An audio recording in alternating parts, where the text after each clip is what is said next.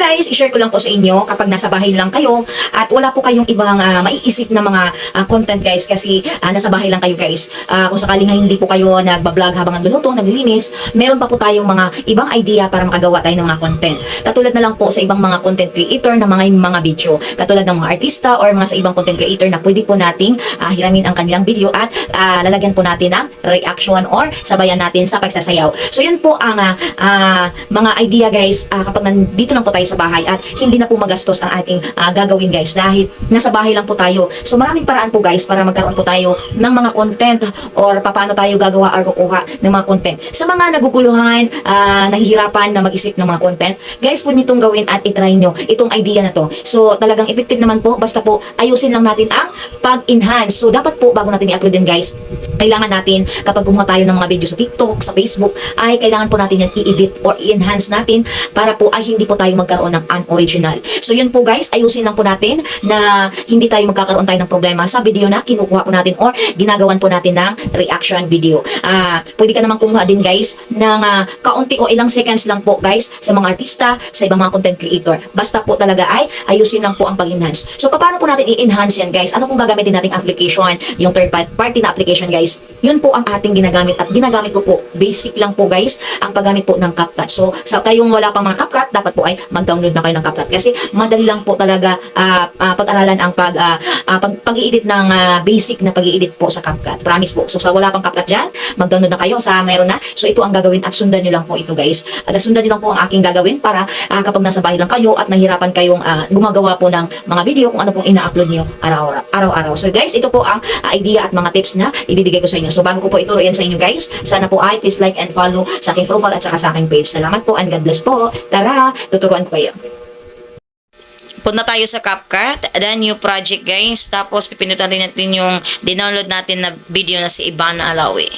Pagkatapos guys, iset po natin yan sa 1080p or 24K, more than guys para recommended po siya. Tapos ilagay natin sa ratio na 19:16. Ayan, at mag-record na tayo ng ating video din guys na ilalagay at isama doon sa video ni Alawi.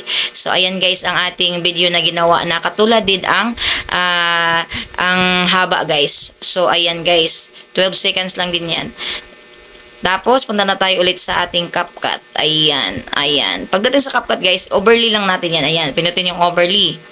Pagkatapos, ayan na siya. So, pinutin lang natin yan yung picture guys para ma-enhance po siya. Ayan, paliitin natin. I-ano natin yan guys, pisilin. Hawakan natin yung picture para po ay magalaw natin at kung saan mo ilagay ang size niya. Yung sa pwesto po. Ayan.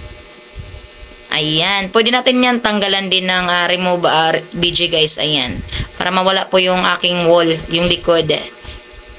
Ayan, pindutin natin yan guys, tapos remove BG. Ayan. Ayan, mawawala na yung aking kulay green sa likod guys. Ayan, pwede na natin yan. Ayan, pwede na natin yan siya i-download pero i-enhance pa natin mabuti guys para hindi tayo ma-original content. So, ayan guys, sayo-sayo na kaming dalawa. Ganun ang kadali ang paggawa po ng mga content pag nasa bahay ka lang guys.